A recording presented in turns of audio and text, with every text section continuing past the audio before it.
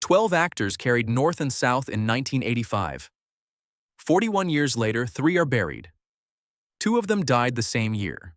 One was the leading man whom America called the sexiest man alive.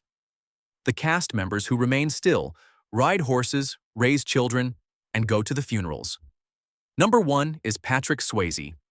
Born in Houston, Texas on August 18, 1952, he was the son of a dance instructor mother and an engineering draftsman father. As Orry, Maine, he carried the moral center of the saga, a South Carolina planter the audience could not write off. Swayze rode every horse in every battle scene himself. He was 33 when the show premiered. By then, he had already done The Outsiders and Red Dawn, but North and South was the project that turned him into a name. 2 years later, Dirty Dancing made him a movie star. The marriage that defined his life began at his mother's Houston dance studio. He was 18, she was 14, and she had walked into a class she could not afford. His mother taught her free of charge for an entire year. By the time they married on June 12, 1975, he was 23 and she was 19. They stayed married for 34 years. They had no children. Lisa Niemi suffered a miscarriage during the marriage and later said in a documentary that they had wanted to be parents. She was a licensed pilot, and she flew him to Stanford herself for his cancer treatments in their own plane. The diagnosis came in January 2008, stage 4 pancreatic cancer. Median survival time for that diagnosis is roughly 5 months. Swayze fought it for 20. He filmed an entire season of A&E's The Beast through chemotherapy, often working 12-hour days, doing his own stunts. Smoking continued anyway. In an interview with Barbara Walters, he admitted his vices had probably contributed to the disease, but said he was going to keep fighting. He died at his ranch outside Los Angeles on September 14, 2009, at age 57. Lisa was holding his hand. His brother Don was in the room. Their last words to each other were, "I love you." Within 48 hours, his body was cremated. The ashes were scattered over his 20,000-acre New Mexico ranch, Rancho de Dias Alegres, Ranch of Happy Days, which he had turned into a wildlife preserve. That ranch had meant more to him than any house he ever owned. He often flew himself there in his own plane. 60 came and went without him. People magazine had named him their sexiest man alive in 1991. 3 Golden Globe nominations sat on his shelf.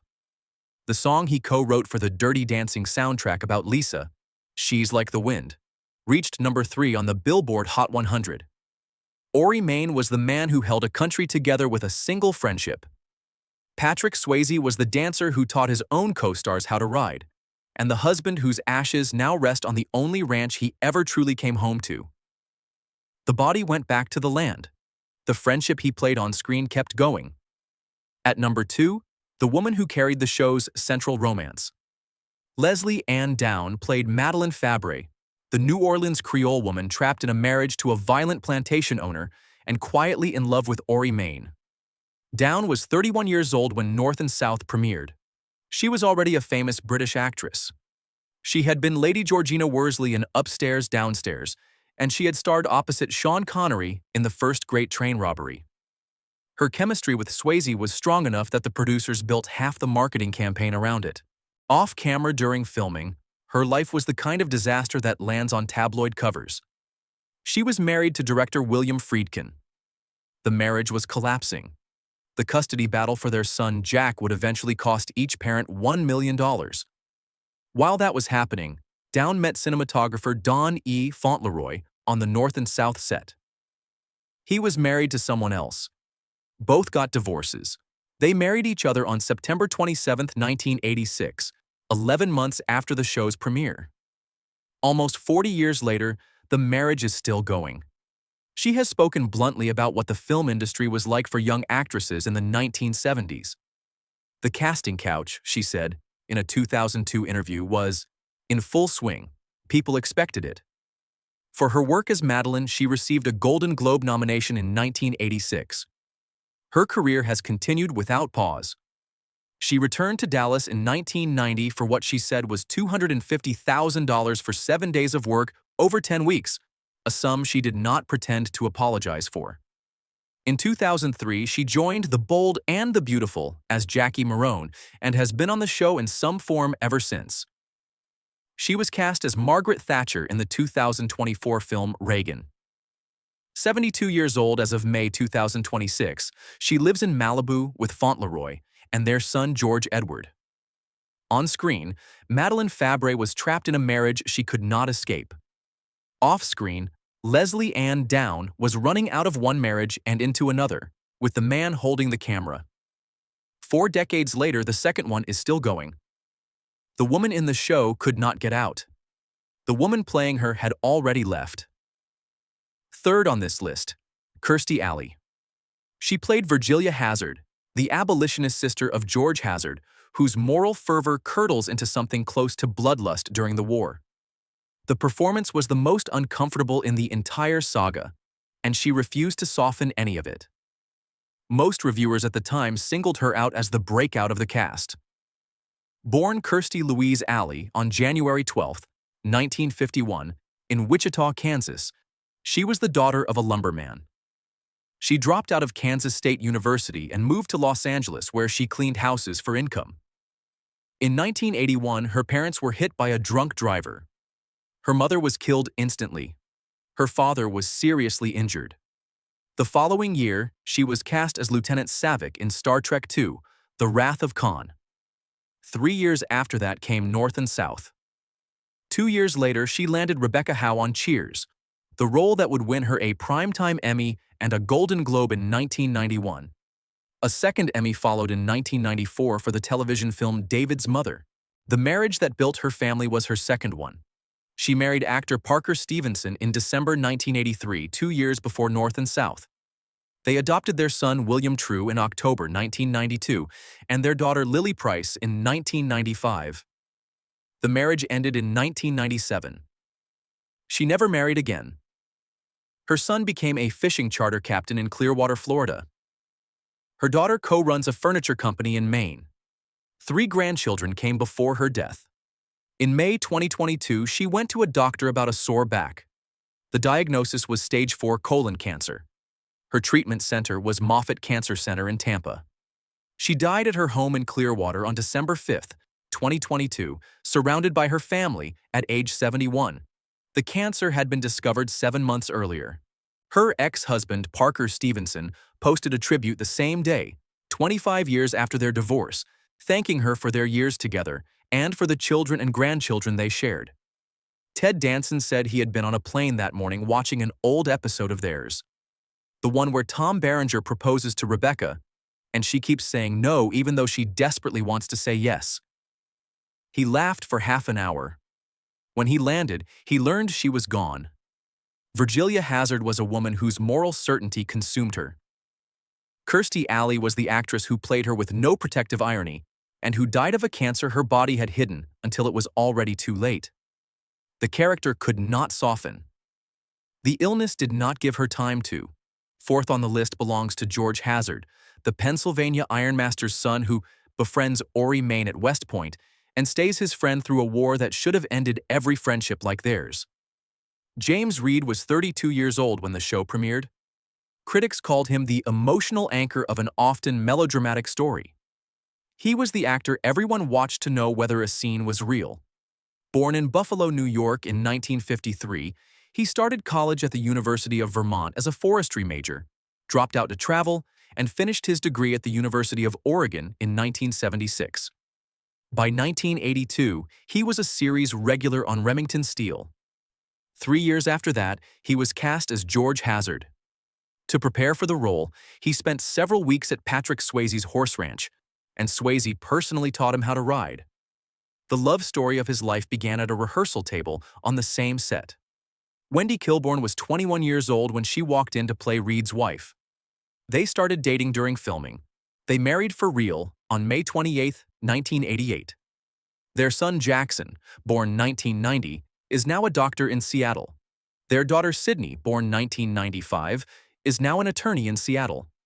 Their second daughter, Willa, was still born in 1994. Wendy spoke about that loss publicly years later. Wendy walked away from acting altogether. While she was still on television, she had volunteered with a 6-year-old child in the welfare system, and over 12 years she watched as he was moved 27 times. That experience drove her out of Hollywood and into law school. She is now a licensed California attorney and runs a residential charter school for children in state care. Reed earned his own master's degree in psychology from Pepperdine in 1998. He is 72 years old as of May 2026. Since 2014, he has been playing Clyde Weston on Days of Our Lives. Since 2018, he has played Gregory Chase on General Hospital. He is a grandfather. His own great-great-uncle died fighting for the Union at Vicksburg in 1863, a real Civil War casualty in the family of the actor playing the war's idealized Northern soldier.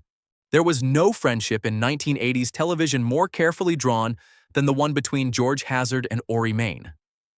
There is no marriage in the cast of that show that has lasted longer than the one James Reed built with his on-screen wife. The friendship on-screen survived a country splitting apart. The marriage off-screen has survived everything the years have asked of it. The fifth name on this list is the man who played the show's monster. David Carradine was 48 years old when North and South premiered, and he had been famous for 13 years already. First as Kwai Chang Caine in the ABC series Kung Fu, a role originally developed for Bruce Lee. Carradine got the part. Public criticism of that decision followed him for the rest of his life. As Justin Lamont, he did things to Madeleine Fabre that the audience could not forgive. And he played the character with a slow, courtly menace that made the cruelty land harder than any cackling theatrics could have. Born in Hollywood on December 8, 1936, he was the eldest son of character actor John Carradine. The childhood was violent. At 5 years old, he attempted suicide by hanging after learning his older half-brother had a different father. A Theatre World Award for his Broadway debut in The Royal Hunt of the Sun came in 1965. 5 marriages followed across his life. He had 3 biological children. 24 years after North and South premiered, Quentin Tarantino's Kill Bill restored him to A-list visibility. He worked non-stop after that. In May 2009, he flew to Bangkok to film a movie called Stretch. On June 4, 2009, a hotel maid found him dead in his room at the Swiss Hotel Nylert Park. The age on the death certificate was 72. 2 autopsies were performed, one in Thailand and one by New York medical examiner Michael Baden, hired by his family. The official ruling was accidental asphyxiation. There was no suicide note.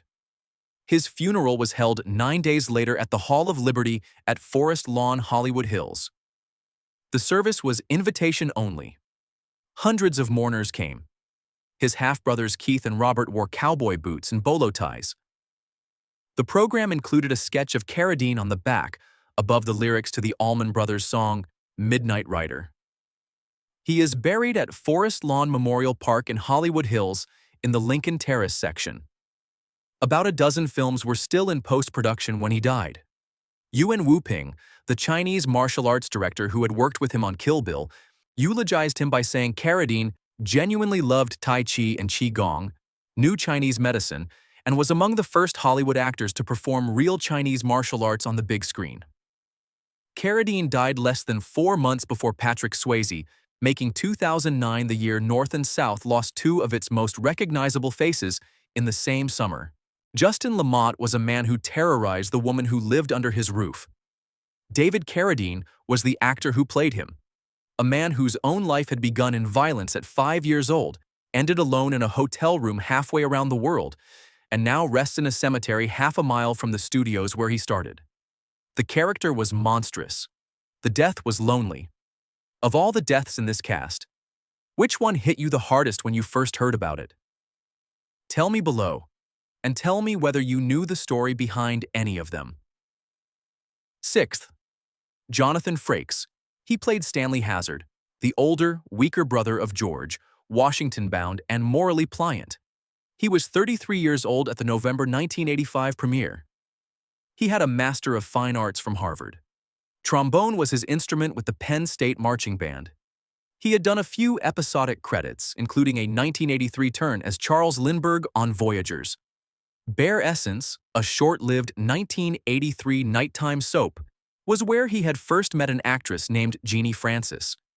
She was 20 years old at the time. He thought she was too young for him. By the time they reunited on the set of North and South in 1985, she was 23, and they took a Memorial Day weekend trip to New Orleans together that became their first date. They married on May 28, 1988, the same day James Reed married Wendy Kilburn. That single date held 2 ceremonies and 2 cast couples. Frakes will tell you he was punching above his weight. He told People magazine in 2023, "I was like number 37 on the call sheet on North and South, and she was up there with Patrick Swayze and Leslie Ann Down. Somehow, she took a chance on me." In 1987, he was cast as Commander William Riker on Star Trek: The Next Generation. He appeared in every one of that show's 178 episodes. He directed 2 of the feature films, First Contact in 1996 and Insurrection in 1998. He has now directed in 6 different Star Trek series, more than any other Star Trek regular has even acted in. With co-star Brent Spiner, he launched a podcast in early 2026. At 73 years old, he splits his time between Maine and California with Jeannie. They have 2 children, Jameson and Eliza. They are grandparents. On the call sheet, Jonathan Frakes was number 37. In a marriage that has now lasted 38 years, he is the man Jeannie Francis chose. The character lived in his brother's shadow. The actor walked off into his own light.